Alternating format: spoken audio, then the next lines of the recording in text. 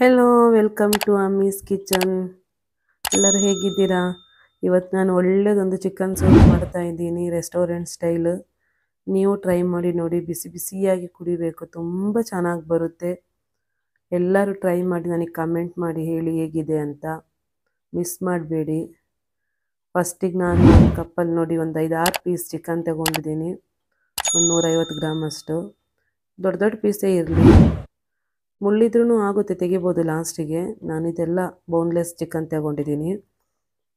ಅದಕ್ಕೆ ಒಂದು 10-15 ಅಷ್ಟು ಕಾಳು ಮೆಣಸು ಸಣ್ಣ ಕಟ್ ಮಾಡಿ, ಒಂದು ಬೆಳ್ಳುಳ್ಳಿ ಹಾಕಿದ್ದೀನಿ, ಒಂದು 8 ಶುಂಠಿನ ಅದೇ ರೀತಿ ಒಂದು ಸಣ್ಣ ಪೀಸ್ ತಗೊಂಡು ಅದು ಕಟ್ ಮಾಡಿ ಹಾಕ್ಕೊಂಡಿದ್ದೀನಿ.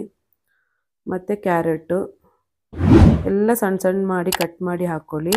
ಮತ್ತು ಇದು ಈರುಳ್ಳಿ ಹೂವನ್ನು ಹಾಕ್ಕೊಳ್ಳಿ, ತುಂಬ ಟೇಸ್ಟ್ ಬರುತ್ತೆ, ಫ್ಲವರ್ ಎಲ್ಲ ತುಂಬ ಚೆನ್ನಾಗಿರುತ್ತೆ. ಆಮೇಲೆ ನೀರು ಒಂದು 3 ಗ್ಲಾಸ್ ಅಷ್ಟು ನೀರು, ಈ ಗ್ಲಾಸಲ್ಲಿ 3 ಗ್ಲಾಸ್ ಹಾಕ್ಕೊಳ್ತಾ ಇದ್ದೀನಿ. 3 ಗ್ಲಾಸ್ ನೀರು ಹಾಕಿ ಉಪ್ಪು ಹಾಕ್ಕೊಳ್ಳಿ. ಉಪ್ಪು ಸ್ವಲ್ಪ ಹಾಕ್ಕೊಳ್ಳಿ, ಜಾಸ್ತಿ ಬೇಡ.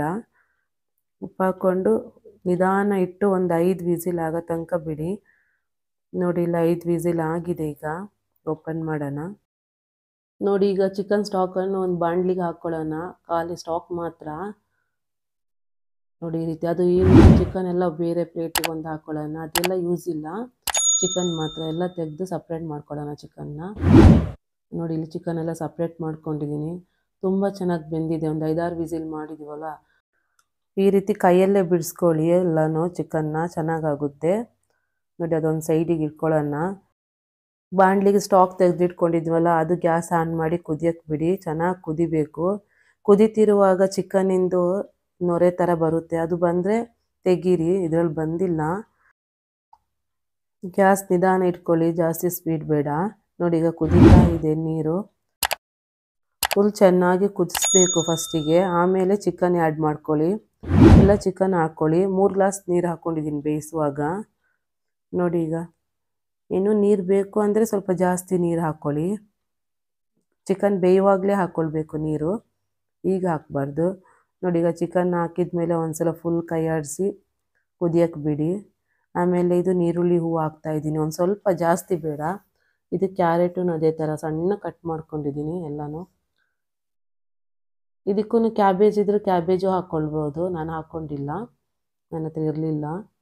ಈಗ ಸೋಯಾ ಸಾಸ್ 1 ಸ್ಪೂನು, ಇದು ರೆಡ್ ಚಿಲ್ಲಿ ಸಾಸು ಅದನ್ನು 1 ಸ್ಪೂನು ಸಣ್ಣ ಸ್ಪೂನಲ್ಲಿ ಹಾಕ್ಕೊಂಡಿದ್ದೀನಿ.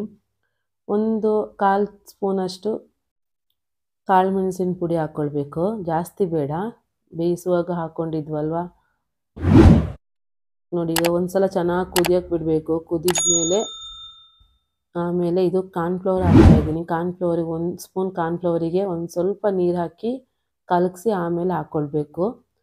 ನೋಡಿ, ಈಗ 1 ಸ್ಪೂನ್ ಕಾರ್ನ್ಫ್ಲವರ್ ಹಾಕ್ಕೊಂಡು ನೀರು ಹಾಕಿ ಕಲಗಿಸಿ ಹಾಕ್ತಾಯಿದ್ದೀನಿ. ಸ್ವಲ್ಪ ಸ್ವಲ್ಪನೇ ಹಾಕಿ ನೋಡಿ, ಗಟ್ಟಿ ಆಗೋ ತನಕ, ಸ್ವಲ್ಪ ಗಟ್ಟಿ, ಜಾಸ್ತಿ ಅಲ್ಲ. ಈ ರೀತಿ ಕಲಗಿಸ್ತಾ ಇದ್ಮೇಲೆ ಆಮೇಲೆ ಒಂದು 2 ಸ್ಪೂನಷ್ಟು ವಿನಿಗರ್ ಹಾಕ್ಕೊಳ್ಳಿ, ಜಾಸ್ತಿ ಬೇಡ, 2 ಸ್ಪೂನ್ ಸಾಕು. ನೋಡಿ, ಈಗ ಕುದೀತಾ ಇದೆ, ಚೆನ್ನಾಗಿ ಒಂದು ಸಲ ಕುದಿಸ್ಬೇಕು. ನೋಡಿ, ಚೆನ್ನಾಗಿ ಕುದೀತಾ ಇದೆ, ಒಂದು 5 ನಿಮಿಷ ಕುದಿಸಿದ್ರೆ ಸಾಕು, ಜಾಸ್ತಿ ಬೇಡ. ಈಗ ಒಂದು ಮೊಟ್ಟೆನೂ ಅದೇ ಥರ ಚೆನ್ನಾಗಿ ಕಲಗಿಸ್ಬೇಕು ಫಸ್ಟಿಗೆ. ಎಲ್ಲ ಕಲಸಿದ ಮೇಲೆ ಸ್ವಲ್ಪ ಸ್ವಲ್ಪನೇ ಹಾಕಿ ನೋಡಿ, ಜಾಸ್ತಿ ಗಟ್ಟಿ ಆದರೆ ಹಾಕಬೇಡಿ. ನೋಡಿ ಈ ರೀತಿ. ಈಗ ನಾನು 1 ಮೊಟ್ಟೆ ಹಾಕ್ಕೊಳ್ತಾ ಇದ್ದೀನಿ ಫುಲ್ಲು. ಮೊಟ್ಟೆದು ಖಾಲಿ ವೈಟು ಹಾಕ್ಕೊಳ್ಬೋದು, ಎಲ್ಲೋ ಬೇಡ ಅಂದರೆ.